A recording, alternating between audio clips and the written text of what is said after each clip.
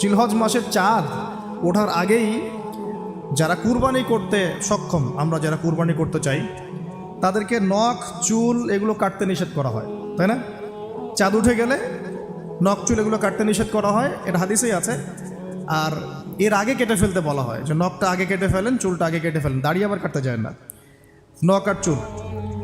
তাতে কি হবে, আমরাও একটা ওই যে যারা আমরা মানে হজ করতে যেতে পারি নাই, তাদের সাথে আমাদের একটা একাত্মতা হলো। কিন্তু তারাও যেমন এগুলোকে স্যাক্রিফাইস করলেন, আমরা আমাদের জায়গা থেকে স্যাক্রিফাইস করলাম এবং এই নেকিটা পেলাম, একটা কুরবানি নেকি পেয়ে গেলাম ইনশাআল্লাহ।